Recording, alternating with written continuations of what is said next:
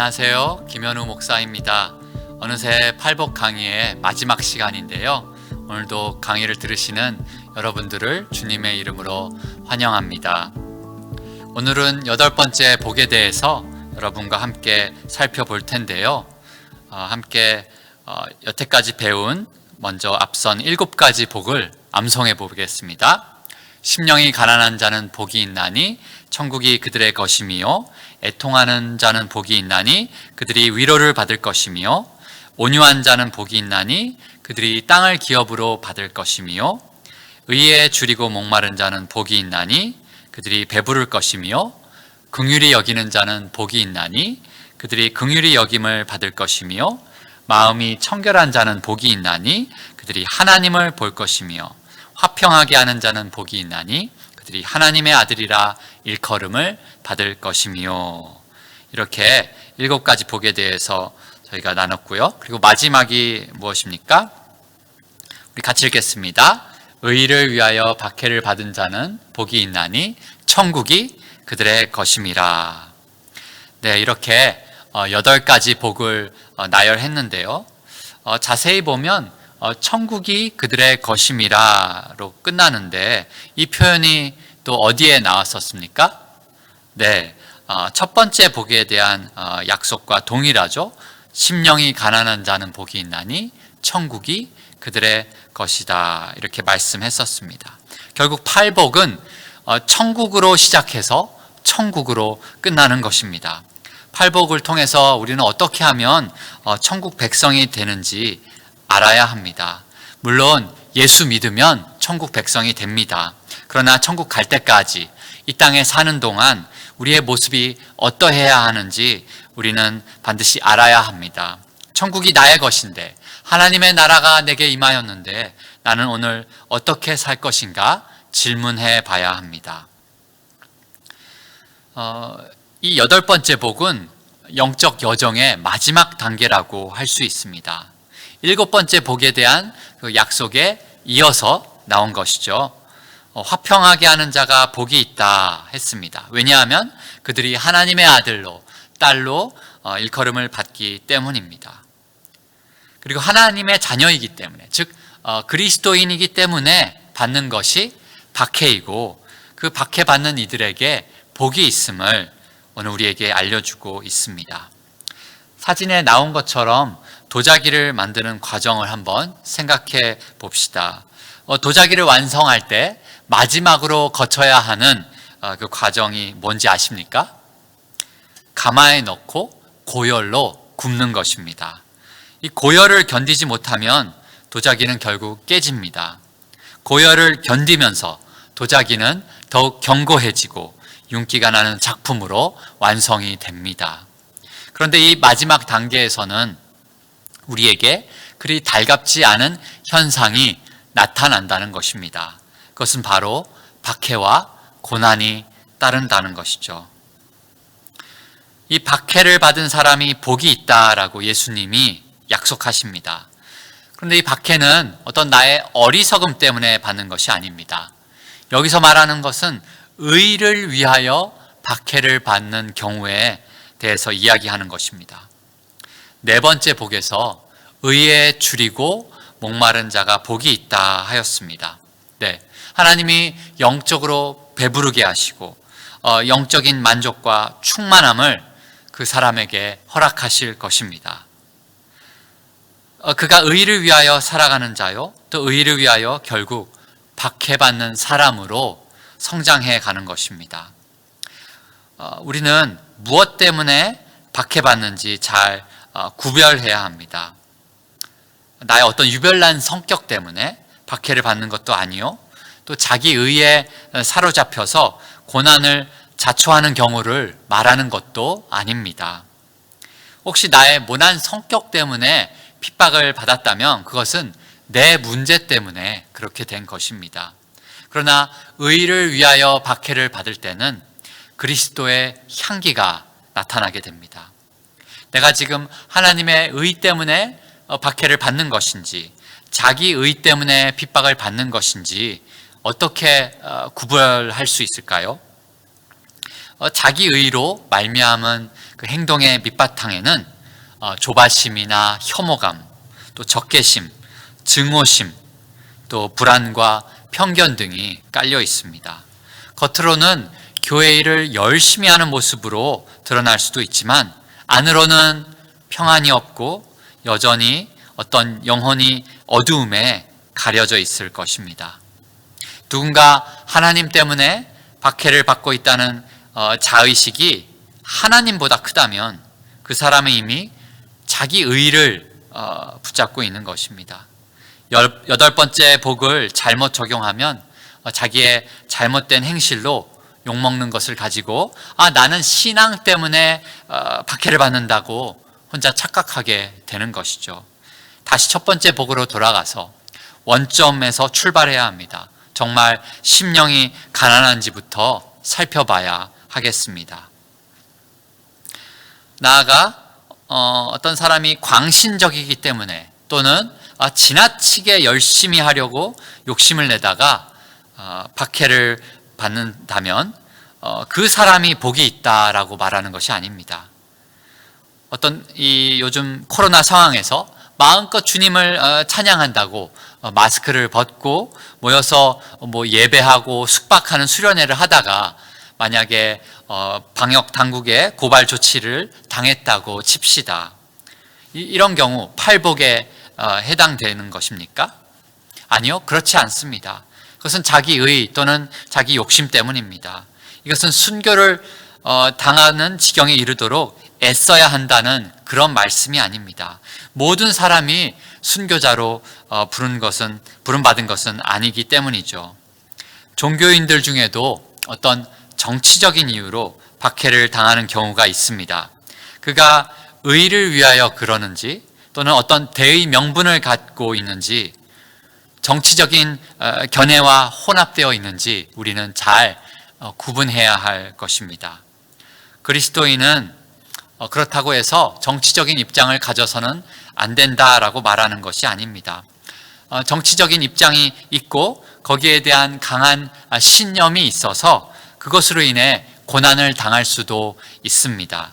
그러나 그 후에 이 8번째 복이 내 삶 속에서 실현되지 않는다고 해서 하나님을 원망해서는 안 된다는 것이죠.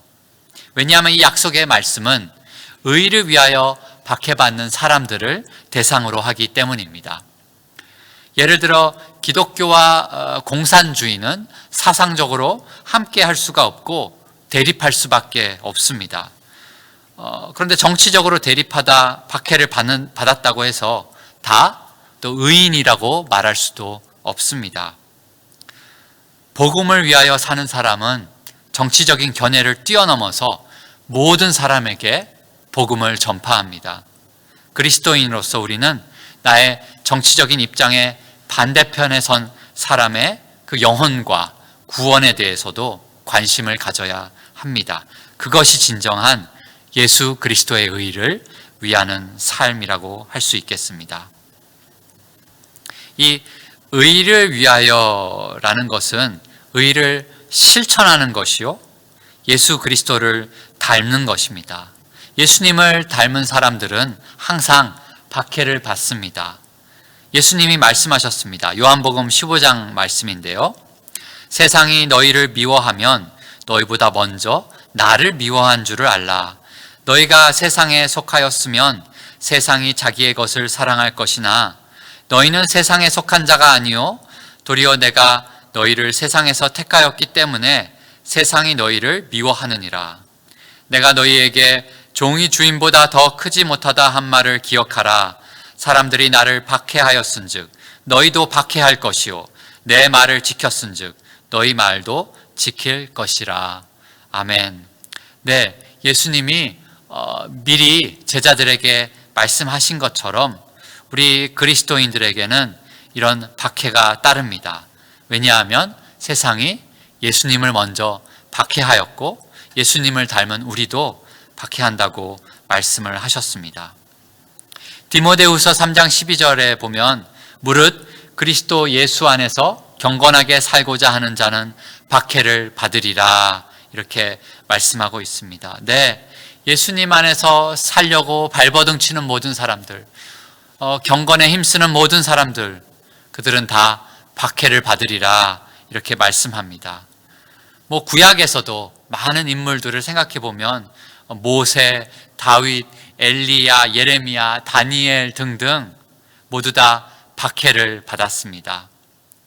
그들은 까다롭고 또 열심히 지나쳐서 박해를 받은 것이 아니라 의로웠기 때문에 박해를 받은 것입니다. 의인들은 왜 박해를 받을까요? 형식적인 종교인들 또는 어떤 고상한 사람들은 박해를 받지 않습니다. 왜냐하면 사람들이 나도 노력하면 저 정도는 할 수 있겠다라고 생각하기 때문입니다.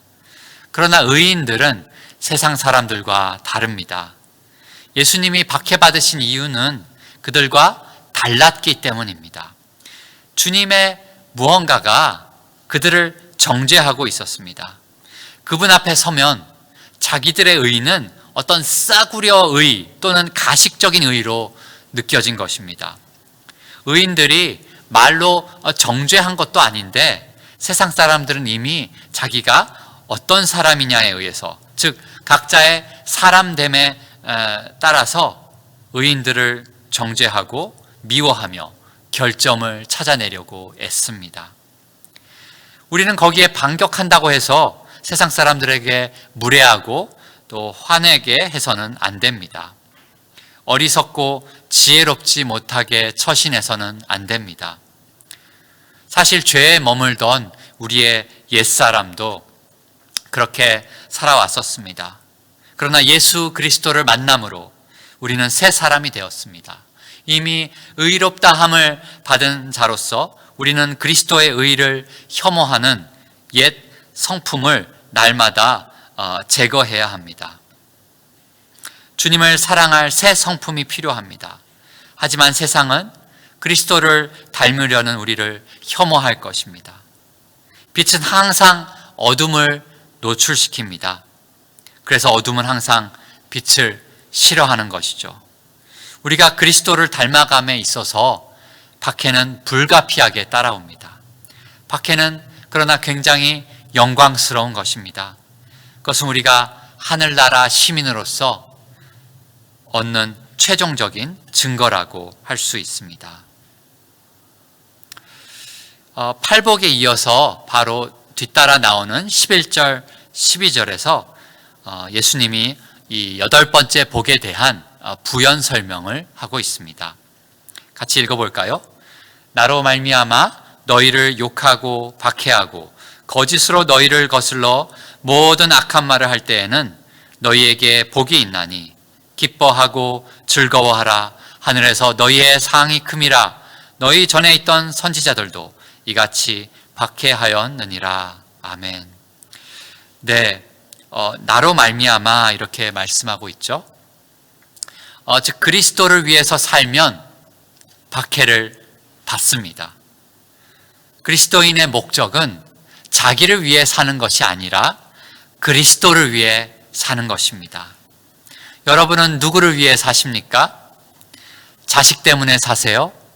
아니면 무엇을 위해서 이렇게 지금 열심을 내고 계십니까? 예수님으로 말미암아 박해받고 모함을 받는 이들에게 복이 있다. 주님은 이렇게 말씀하고 있습니다. 그리고 이어서 기뻐하고 즐거워하라 말씀하십니다. 네, 주님은 우리가 박해를 받더라도 하나님을 원망하고 스스로를 저주하는 지경에 이르기를 원하지 않습니다. 또한 우리는 박해로 인하여서 기가 꺾여버려서도 안 되겠습니다. 핍박 중에도 억울해하며 붕괴할 것이 아니라 기뻐하고 즐거워하라 주님이 말씀하십니다. 물론 박해라는 이 현상에 대해서 우리는 주님처럼 매우 슬퍼합니다. 왜냐하면 박해란 사람들의 죄 때문에 그리고 사탄의 지배를 받기 때문에 일어나는 것이기 때문입니다. 사람들이 비인간적이고 또 마귀같이 행동하는 것에 대해서 우리는 가슴이 터질 듯한 큰 슬픔을 겪을 수밖에 없습니다. 우리는 박해 자체를 기뻐하는 것이 아닙니다. 왜 그러면 박해받을 때 기뻐하라고 말씀하시나요? 그것은 하늘에서 상이 크기 때문입니다. 선지자들도 이와 같이 박해를 받았습니다. 지금은 하늘나라에서 영광을 누리는 선지자들의 길을 우리도 걷고 있습니다. 여러분이 그리스도를 위해 박해를 받고 욕을 당한다면 여러분은 하나님의 선택받은 사람들입니다. 우리는 하나님의 자녀이기 때문에, 하나님 나라 백성이기 때문에 기뻐하는 것입니다. 우리가 그리스도를 위하여 박해를 받는다면 그것은 우리 삶이 주님의 삶같이 되었음을 의미합니다.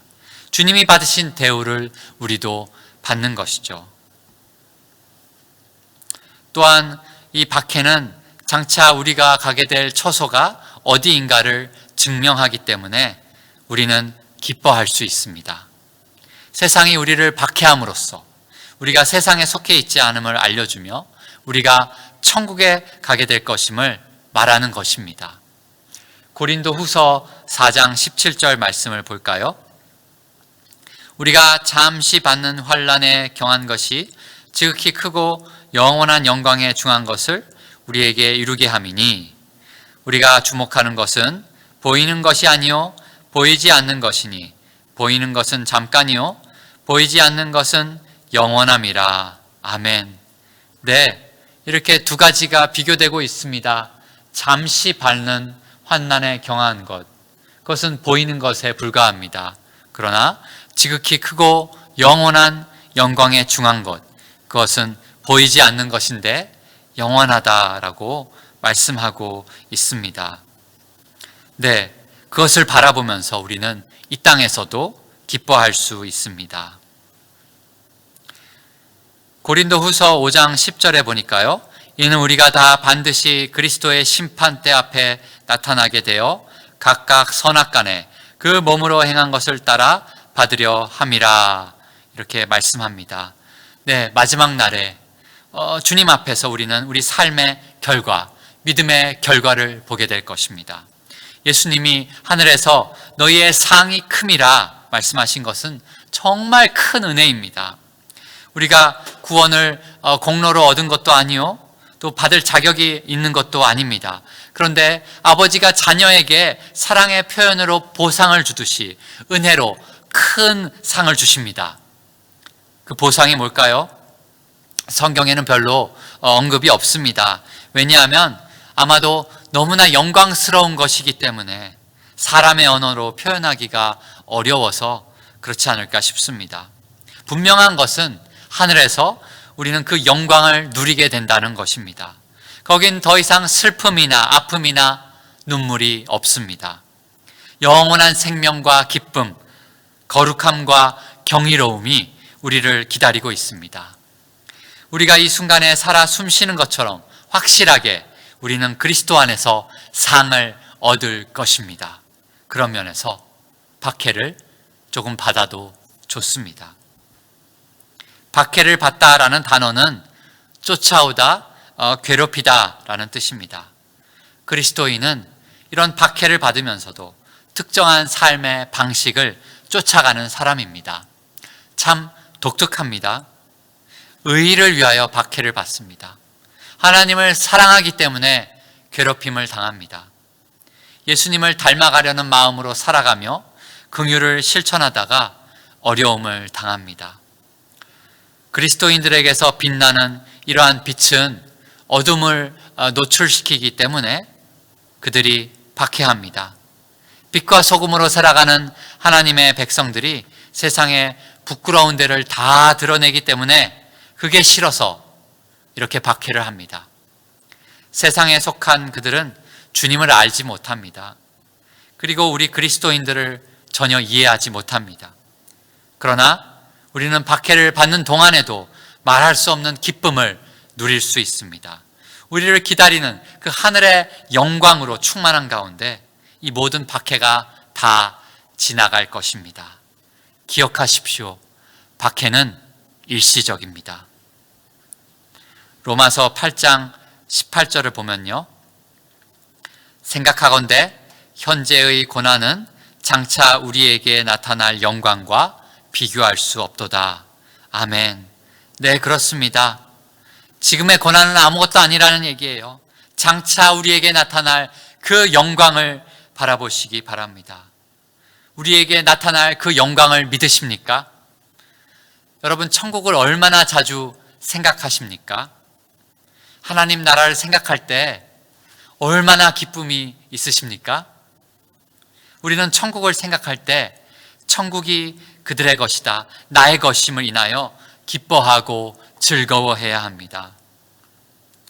이렇게 볼 때 믿음이 자란다는 것은 무엇일까요? 그것은 믿는 자로서 고난이 더욱 선명해지지만 그 고난을 감당할 만한 것으로 여기게 된다는 것입니다. 왜냐하면 주님을 이전보다 더 사랑하기 때문이에요. 주님이 나를 얼마나 사랑하시는지 내가 점점 더 알기 때문에 나도 주님을 사랑할 수 있게 되었습니다. 이렇게 하나님 나라 백성이란 예수님을 사랑하기 때문에 당하는 고난을 넉넉하게 받아들이고 인내하다가 마침내 승리하는 사람입니다. 하나님의 의와 그분의 뜻을 열망하면 할수록 주님께 영광이 되는 삶을 실천하게 되고 또 고난이 따라오는 것입니다. 이제는 내 인생 속에 내 뜻이 중요한 게 아닙니다. 하나님이 허락하신 이 인생 속에 주님의 뜻을 구하며 그 뜻대로 나아가 고난도 감수하는 것입니다. 주님이 그 고난을 이기는, 그 어려움을 이기는 힘을, 견디는 힘을 주십니다. 이 과정을 거치며 우리는 하나님을 더욱 신뢰하게 되고 소망으로 견고해집니다. 고난을 두려워하지 않는 담대한 믿음으로 마침내 오직 은혜로 천국에 이를 것입니다. 천국 백성은 날마다 주님을 사랑하며 닮고 싶어지고 따르길 원하며 주님과 함께 있고 싶어하는 사람입니다. 저와 여러분 모두 그러한 사람이 되기를 축복합니다. 이렇게 5번에 걸쳐서 이 8번째 복에 이르기까지 살펴봤습니다. 한번 정리를 해보겠습니다. 첫 번째로 심령의 가난함부터 출발합니다. 인생이 내 뜻대로 되지 않음을 발견하면서 가난한 심령으로 주님 앞에 나아갑니다. 부유했던 마음이 가난해졌습니다. 그때가 천국 복음이 비로소 능력을 발휘할 때입니다. 천국이 나의 것이 됩니다. 자신의 죄성을 직면하면서 애통하게 됩니다. 주님을 만나면 위로를 받습니다. 주님을 닮아가기에 이어서 3번째로 온유함을 얻습니다. 하나님 나라의 기업을, 그 상속을 받을 자는 예수님께로부터 의롭다함을 받은 자요 온유함을 입은 자입니다. 그런데 이 땅에 사는 동안에는 어쩔 수 없이 의에 줄이고 목마릅니다. 그러나 예수님으로부터 배부름을 얻을 것입니다. 그때 이웃을 긍휼히 여기는 삶으로 헌신하며 주님이 저희들도 긍휼히 여겨주시는 것이죠. 이 주님의 사역을 계속해 나가려면 마음이 중요합니다. 마음이 청결한 자가 하나님을 보게 되며 그 나라와 영광을 바라보게 될 것입니다. 그런 사람은 화평하게 하는데 힘을 쏟습니다. 그때 하나님의 아들로, 딸로 일컬음을 받게 되며 주님의 영광을 위하여, 그 의를 위하여 박해받는 것도 감수하며 천국에 이르기까지 그 믿음의 여정을 전진해 나가는 것입니다. 이것이 바로 예수님이 우리에게 말씀해 주시는 팔복의 삶입니다. 여러분 모두 그 누구보다 주 안에서 행복한 이런 팔복의 은혜들을 누리는 삶을 사시기를 주님의 이름으로 축원합니다. 네, 강의는 여기까지 하고요. 제가 기도하겠습니다. 하나님 아버지 감사합니다. 주님 이렇게 5번에 걸쳐서 팔복에 대해서 나누게 하심을 감사합니다. 하나님, 예전에 그저 내 뜻대로 살아갈 때에는, 그저 세상 속에 파묻혀 살아갈 때에는 이 천국 복음이 들리지도 않았는데, 이것이 얼마나 놀라운 하나님의 영광스러운 복음인지 제대로 알지를 못했는데, 인생이 뜻대로 되지를 않고 가난한 마음이 되어서 주님 앞에 나아가서 아버지 결국 천국이 나의 것이 됨을 경험케 하시니 감사합니다. 아버지 하나님, 우리 안에 애통함과 온유함과 긍휼과 화평하게 함과 이런 놀라운 하늘의 것들로 채워주셔서 아버지 천국에 이르기까지 우리의 하루하루의 삶 속에서 하나님이 주시는 풍성한 은혜들로 말미암아 담대하게 고난도 감수하고 박해도 견디며 믿음으로 끝까지 살아갈 수 있도록 주여 저희들을 도와주시옵소서. 성령 하나님의 도우심으로 아버지께서 저희들을 하나님 나라에 이르기까지 인도해 주시리라 믿습니다. 아버지, 날마다 그 풍성한 복을 누리는 저희의 삶이 되며 이 천국 복음을 날마다 이웃에게 흘려보내며 전파하는 저희들의 삶이 되도록 복 내려 주시옵소서. 감사하며 예수님의 이름으로 기도합니다. 아멘. 네, 5주 동안 강의를 들으시느라 수고 많으셨습니다. 감사합니다.